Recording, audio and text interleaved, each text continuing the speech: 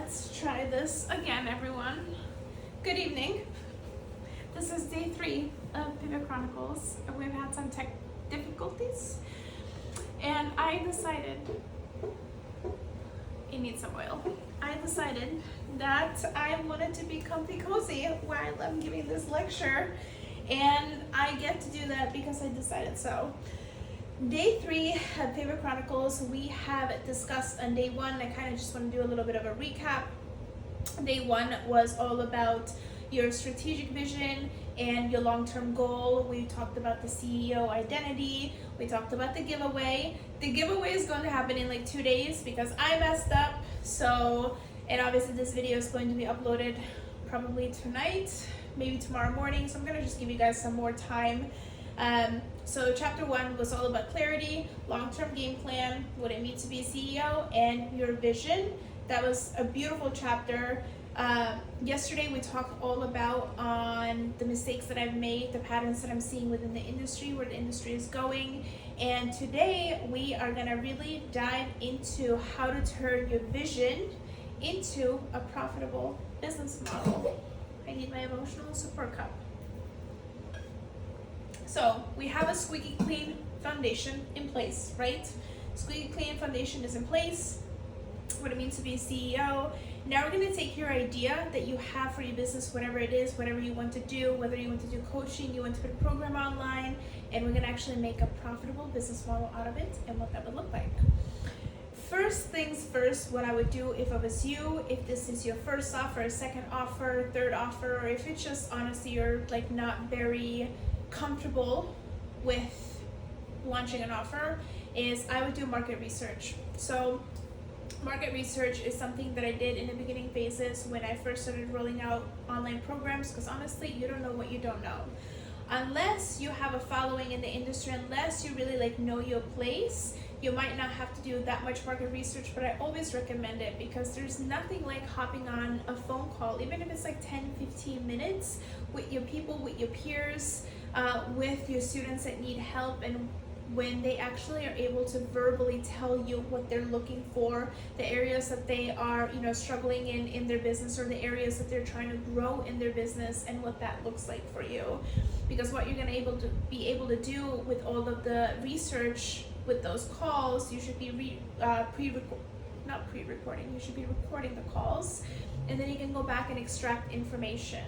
So when you do a research call, you really just want to see where they're at in their business, where they're trying to go, where the gaps are, what areas are really hard, what do they need clarity on, what parts, like if I could give you a magic wand, like that was one of my questions on my research thing. If I could give you a magic wand and I could resolve one problem in your business right now, what would that be? And I think it just really opens up the doors for people to see where the gaps are for them, so then you can come in and actually help people solve them. So the step 1 would be research. What do you want to launch and what do you want to teach, and doing research around that. What do you want to put out there? What does that look like? We talked about on the first call of like the strategic vision.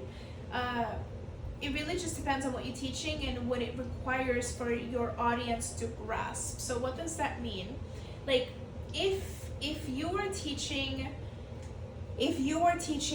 like lash application, of course you need a video to showcase the lash application and what is happening. But if you are teaching knowledge that doesn't need a visual, like I don't need to visually like tell you like how to do something, then you can just like have a lecture like this, like me talking to you and explaining a subject. It's kind of like, how are they going to absorb the information that you're trying to teach them? So like think of it this way. This is a really weird example, but imagine if I told you to like pull out a motor out of a car. This is a very extreme example, I know. But if I was like, hey, you need to pull out the motor, you need to like do these things, I'm gonna tell you like, the hell are you talking about? I don't know what any of this is. But if there's a video for me to follow through on how to pull a motor out of a car, you're like, oh duh, okay, like I can follow step by step to make sure that I don't mess up. And you like need that visually, or you just need knowledge verbally. You can do an ebook, you can do a masterclass, aka a quick video recording, like it could be just an hour like we're gonna do today, or it could be a program. There's always a lot of questions that are like, oh, like what's a masterclass? So I always say that masterclass is just I don't want to say a quick solution to a problem, but I would say that a masterclass is gonna be around one topic. Like if I was to run a content masterclass, for example, I can give you a general guideline on how to create good content, like how like human psychology and all the things. Or I can take a piece of what I just told you, like piece of human psychology intertwined with content, and I could just like sell that. So essentially, content is something that's gonna solve a problem for them a lot quicker. It's gonna be like a three things in that masterclass that they like really need help with, and it's something that's a quick. I don't want to say quick fix, but it's very like straight to the point. A program is obviously going to be a lengthier process to something more complex, and it needs, you need more time to teach and implement. Masterclass will range anywhere from $47 to $400, and it depends on, like, you could do a masterclass series, for example, that could be like 3 days. Then I would charge like $400, or you could do just like 1 day. So $47 to like $400. I think I paid the most money I paid was $400 for a masterclass. And then programs, I would say, range from anywhere from $400 to, I don't know, like $3,000. Depends on the length, how much is in there, the time put into it, what the time commitment is going to be from your students. So you can do an ebook, masterclass, or a program. That's kind of what the differences are. And you can either run it live or you can run it passive. So the first 2 recordings of the Chronicles, it was ran live. You guys were in the room with me, and this is obviously going to be dropped because technical difficulties today. But you can, the one thing that I will say, you're like, okay, well, which one should I do? Should I do a passive one? Should I do a live one? If you have community presence, if you have a following, if you have an engaged community, a hot audience, if you will, I would run it live. Because people love like coming on and like engaging with you, talking to you, like all the things. I think it's really fun. But if you're a little bit nervous, you're like, my audience is really not that engaged, like if you go live and like you don't really get a lot of views or things like that, I think it would just save you like anxiety and nerves of pre-recording, kind of what I'm doing right now. And then you can sell it passive. So you hear live programs and you hear passive programs. Live means that you teach it live, and then it goes passive. So after you're done recording it, it goes passive. You can either put it into YouTube Unlisted, you can put it into an online course platform program, and then if you want to do a passive program, it's literally like you pre-record all the slideshows, the episodes, the chapters, or whatever you want to call them, and then you upload it and then you sell it that way. So it's like very much hands-off. You do the course and then you sell the course. Like you don't have to be present for the course or the masterclass. So if you are doing a program or a masterclass. And also to like remember that this is like just the beginning. Like this offer should be part of your legacy, but this is just part of the beginning. But I do want you to think of like long term, like whatever you're gonna put together for your first offer right now, like your doorway offer, your entry offer, that you should be like running that for like the next year. Like, are you comfortable, whatever you're like thinking in your head right now that you want to teach, can you run that for a year? Can like that be like a lead generator thing for you for a year? A lead magnet, if you will. If lead magnet is the first time that you've heard that word, lead magnet essentially means your first doorway offer. So when somebody lands on your page, like into your business, into your community, what is the first thing that you can give them that is going to solve one of the problems that you are solving on a smaller scale? So me doing the Pivot Chronicles, that's exactly what this is. This is going to be a lead generator into a bigger program. Obviously this is free, there's a lot of valuable information in here, but it's going to be like, it's an entryway offer, a doorway offer into a bigger program that it's going to be ran in July, and it's coming up. But So just like something to think about too, whatever you're putting together right now, can you sustain that for like the next 6 months, for a year? And can it be part of your legacy? Like it doesn't have to be forever, but it's also not like just for 1 month. The goal with this, the goal with the doorway offer is not to make money. The goal with the doorway offer is to warm up your people, warm up your audience, and get people into a routine that you actually have something that you're offering into the online space. I would not expect to make any money, and I know that it sounds really harsh and it might turn some of you off, but I want you to go into this with realizing that you're building a presence. Like this is not a get rich quick scheme situation. This is, and if you're gonna make money, like you will make money. I'm not telling you that you're not gonna make any money, but sometimes I feel like there's this misconception in the industry that you put, like an offer together and then people think that money is going to be rolling in, and it's not the case unless you have a warm audience, like unless people are ready to buy, and unless you're an authority position already in your industry or like in your area of expertise, it won't happen.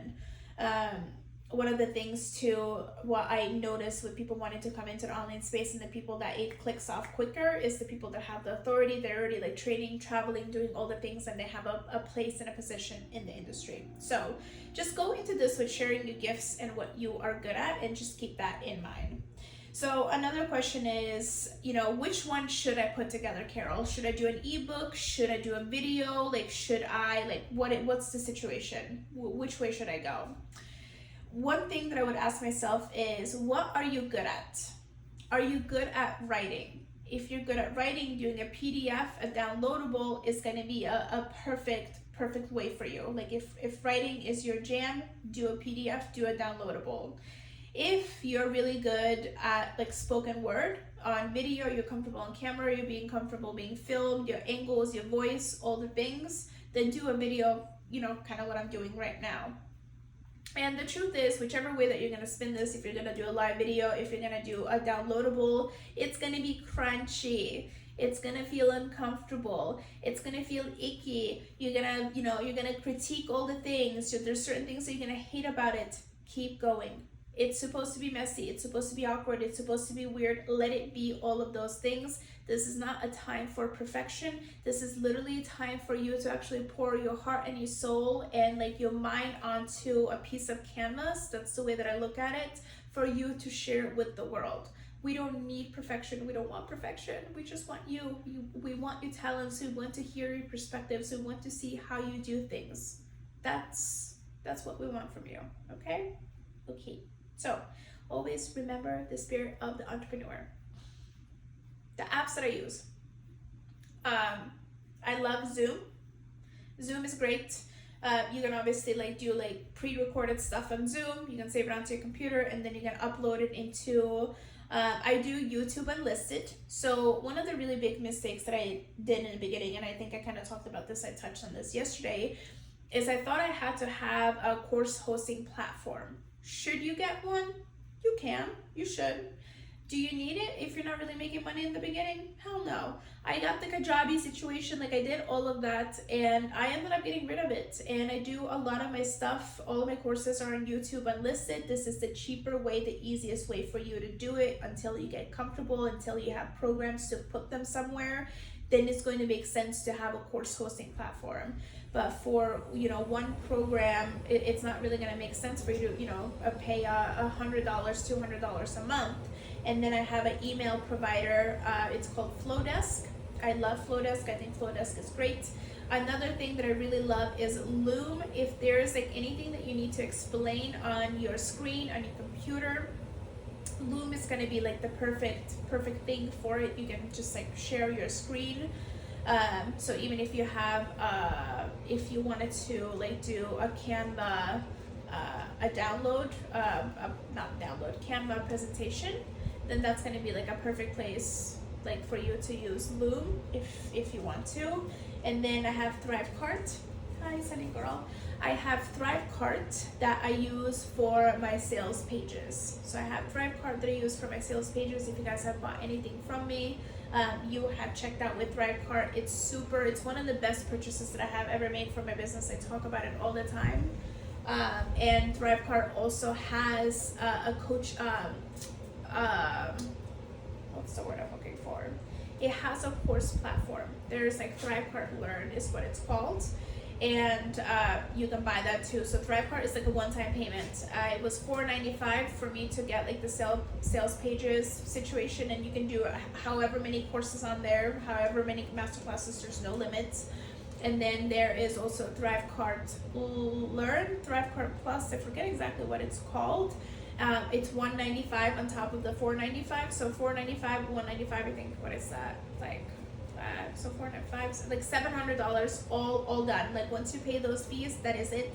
ThriveCart does not take any other fees besides like if you use like Stripe or like PayPal.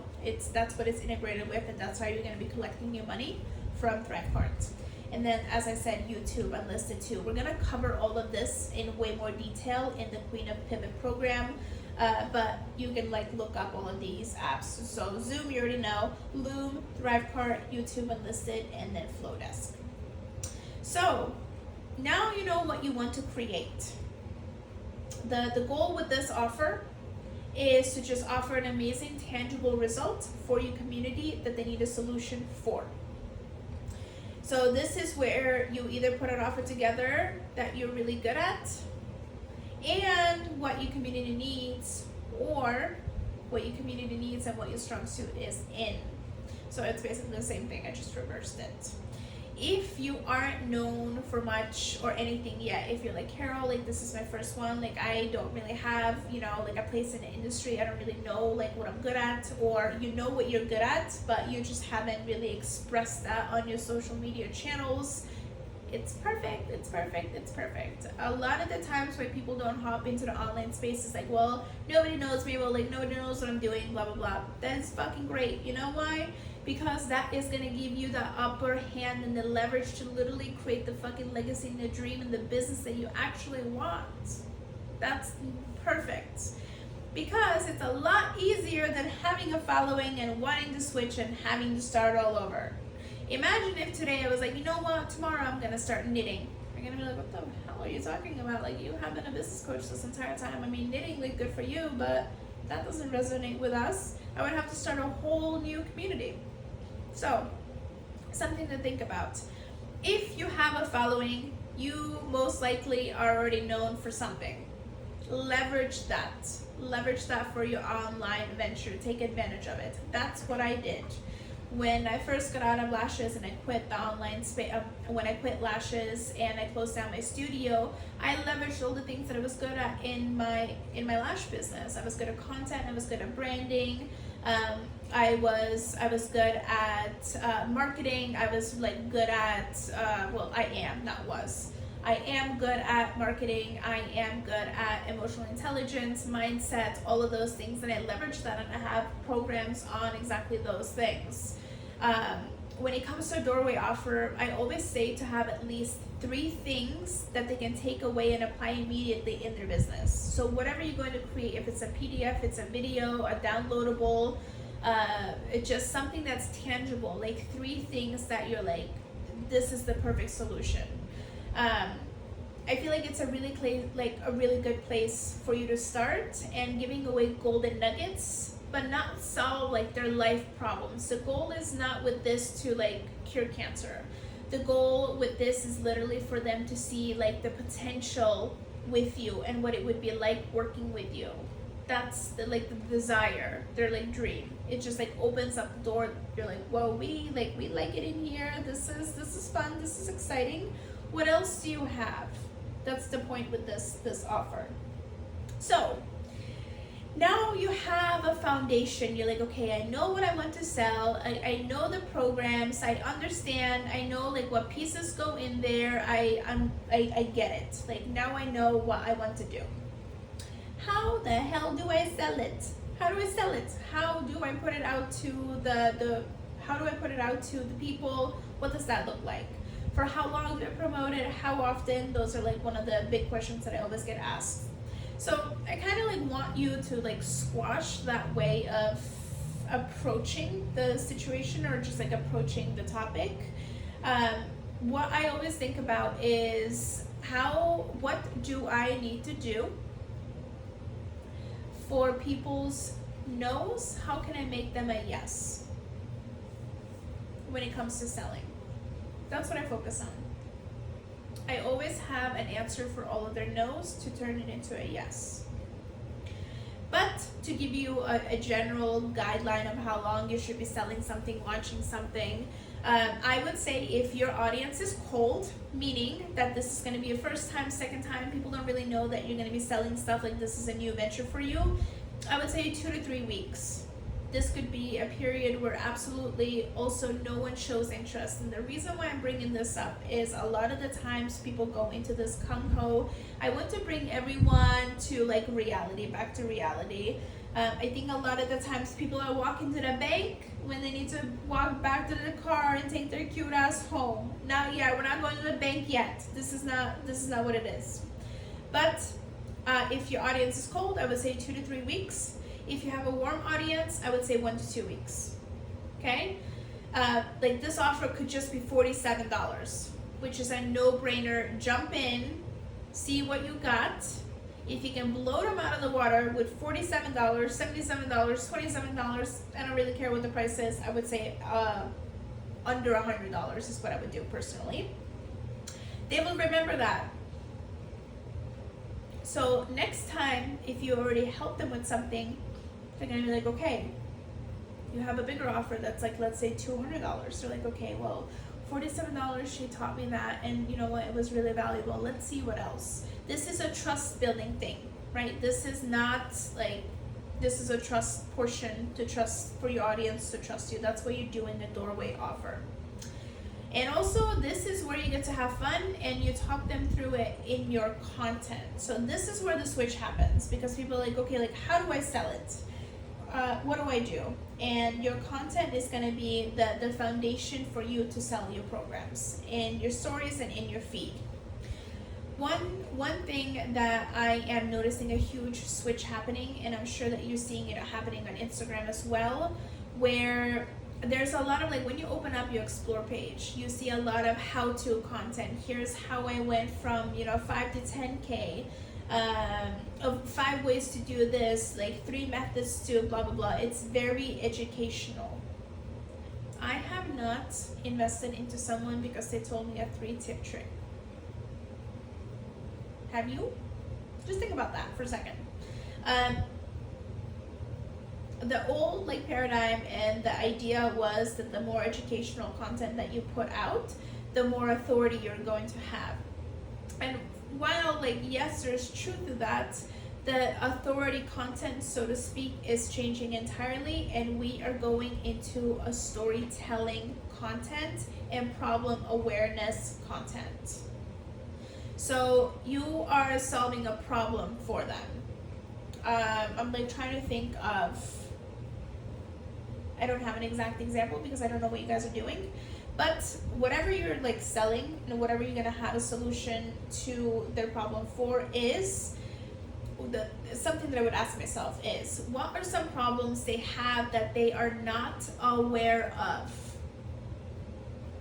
So I'm gonna give you an example. Let's say content. I've brought content up a few times. Let's say content. I just ran a content program that was called the Path of Least Resistance. And I could have told you that you suck at content and you are not positioning yourself right, and I could have given you all the pain points that you're doing wrong, which fucking hurts and sucks. I don't like pain point marketing personally, but I like problem awareness content and showcasing my expertise that way. So the way that I spun, or the way that I explained that program, is I was talking about integrally creating content from your heart and your soul, and not like buying templates, and why templates and done for you content often does not work. Like done for you template type of content does not work. I really went into detail with that, because a lot of the times what people try to do is buy those templates because they think that's going to be a problem or a solution, that is going to be a solution for their content, and that's never the case. Content needs to be integral. Once you understand content on an integral level and what your business's mission is, that's when you're going to be able to start creating really good content. So that's how I spun it, or that's the way that I marketed it from like a problem awareness area. Because the truth is, your audience already knows their pain points, but they don't always know what's causing them. That's the problem awareness content. So That's the problem you can make awareness of, so your audience can see their blind spots, which equals da-da, ching, ching, ching, money, money, money. Although literally I was just yelling at you that this is not going to be about money. But that's the goal with this. We're going to dive into that in the Queen of Pivot program in way more detail. Like I said, when you look at the online or like Instagram right now, the explore page is full of, you know, how my business went from X, Y, and Z, and how it got to that point, and blah blah blah. While foundational, it's fine. As I said, you see it everywhere. That's the problem. You see it everywhere, and when we see something everywhere, we turn a blind eye to it because we become numb, aka that means that we need to find a new strategy because the old one is played out. A lot of the strategies are played out. So this is where you insert storytelling and problem awareness content to grab your audience. So when whatever solution that you are solving currently for your clients, that's what I would do. Think of, like, put yourself in their shoes. What are some of the things that they might not be paying attention to? You should be knowing this, like, inside and out, whatever you're going to be putting together. Instead of saying, you know, how I grew my business to X, Y, and Z and 3-tip trick, how about I have little prompts over here that I'm going to read to you. If your ideal client is doing X, what is she doing? What should they do instead? So for content, we're going to bring content up for an example again. My ideal client could be buying content templates when really they don't need content templates. They need to understand market trends and how to create content from an integral level so they can actually use their voice and be comfortable voicing their opinions and voicing the things that are happening in their business. That is what's actually going to make the content templates helpful for them. So I could position it that way. What is a question that your ideal client would ask you while working together? Answer them. Pretend that your whole audience is your ideal client. What would the question be and what would the answer be? What advice would you give yourself 2 years ago? If you were to put yourself in your business's shoe 2 years ago, what advice, or like what was something super pivotal? What was the program that you took that like blew your mind and you're like, holy hell, this like changed my world? Because your client is probably there. You know, like I always put myself in my shoes 2 years ago. What was pivotal? What was helpful? That's what I always like try to do within my content and like how I teach. Because I always feel like, you know, there's going to be like stepping stones where I feel like I'm a couple steps ahead and the people are, my clients are like, I don't want to stay behind, but they're at a different journey and a journey that I have already walked through, so I'm able to guide them through it with ease. Or what was the struggle for the ideal clients you never had to deal with? And maybe why you never dealt with it. Like I've never really had issues with content. The reason why I haven't had issues with content is honestly, I really enjoy sharing and I don't really create content for the likes. I really just create content for my mission. And I think that's where a lot of people get, you know, and I'm just using content for context so you guys like understand how to plug in your own idea into this. But content is not really something that I've ever struggled with. I was a little MySpace scene kid and like social media and internet was just always really cool for me. So I've never really shied away from that. Or another thing too is, what is a different opinion that you have about your industry? Something polarizing. What's the polarizing view that you have in your industry that would make people keel over if I said that? Majority of you here are probably lash artists or obviously in the beauty industry, but majority of you are going to be lash artists watching this. One of the really big things that I always talked about, and people would like have a fucking field day with this. I got so much backlash for this, but I don't think you need to be licensed to be a lash artist. Nobody come for me. It's a conversation that I don't want to open up, but for an example of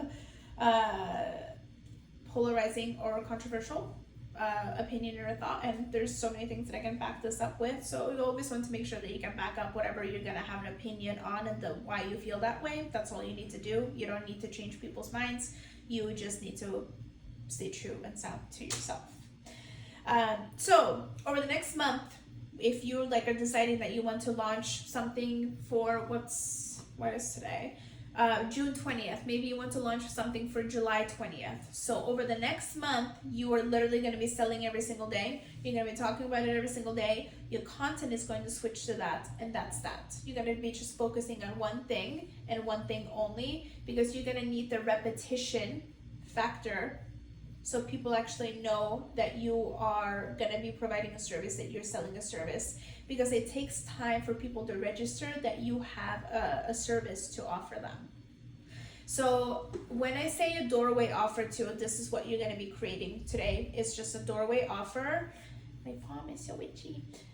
You're going to be creating a doorway offer, and then inside the Queen of Pivot program, we're going to walk you through 3 like different ways that one offer leads into another and into another, and that's actually how you can like stack revenue and all the things. It's going to be a really good conversation.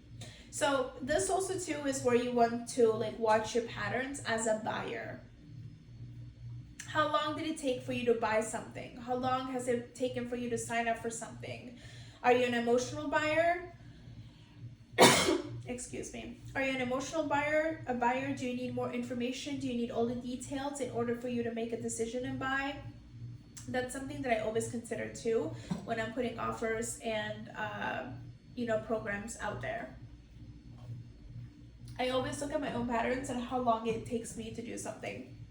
If I don't know you, it probably takes me quite a bit of time. Like it takes me a little bit of time to observe how you live your life, how you run your life, like what you do, in order for me to want to be on board with what you're doing. So that's the type of buyer that I am. You might be different. You might be an emotional buyer. You might just see something and be like, yep, I'm in. You might be a buyer that the price is right type of buyer. There's nothing wrong with that. There's just going to be different types of buyers. And you just need to understand when you're putting a program together, there's going to be people that jump in immediately, no questions asked, and then there's going to be people that are going to wait 7 months to book with you or book services with you, and usually those types of people end up becoming private clients. Like that's what I've noticed over time. And we will get into buyer types inside the Queen of Pivot program too, and kind of like go into a little bit more detail. So today's conversation, it was very simple, very straightforward. It's taking your idea and how to actually put it together, like what you can sustain. And this is the doorway offer. This doesn't need to be anything extravagant. This does not need to be anything crazy. This is very simple, very simple. Do not overcomplicate this. ThriveCart is a really great investment if you're going to have online programs in general. If you don't want to get ThriveCart, Shopify is always an option. I think Shopify is a little bit cheaper of a version of like having a sales page. Flowdesk actually it's an email marketing platform, which with this you should be getting emails from people too. I think it really helps a lot because you don't own anything on Instagram. Just throwing it out there. You don't own anything on Instagram, so having an email list and like another way to contact your people is going to be perfect. So that literally concludes today's final chapter 3.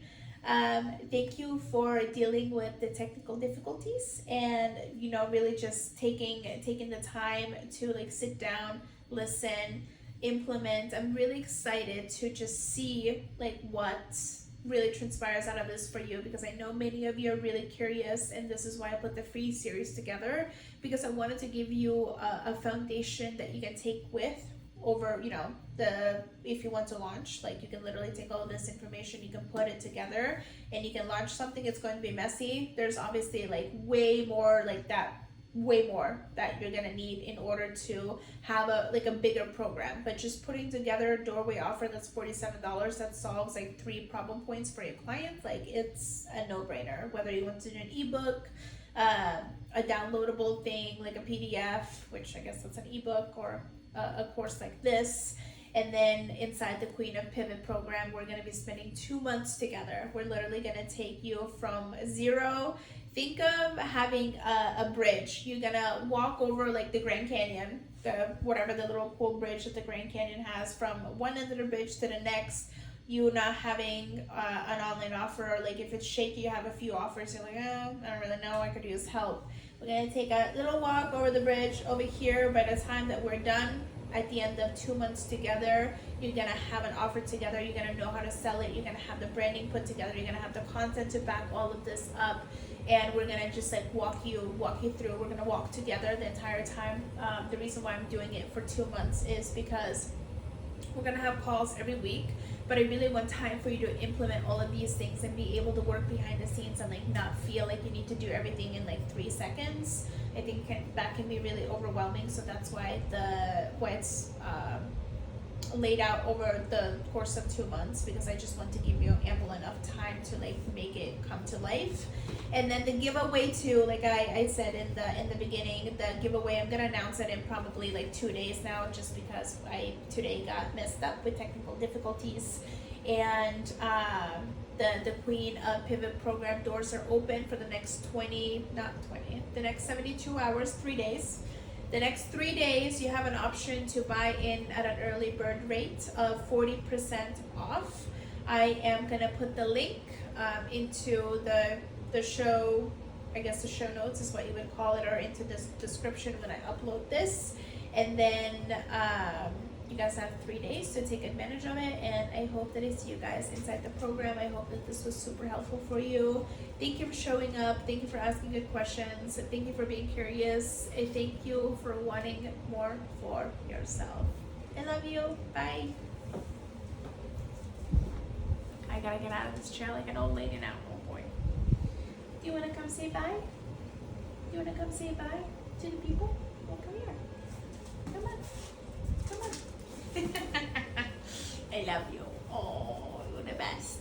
You say hi? You say bye? What are you doing? You're a stickeroo. Hmm? I love you. You're the best. You're the best. You're the best. Do you live your best life? Look, you act like you belong on this couch. Huh? Is this your couch? Is this your couch? You smell your mama's stink breath? I love you. Get down.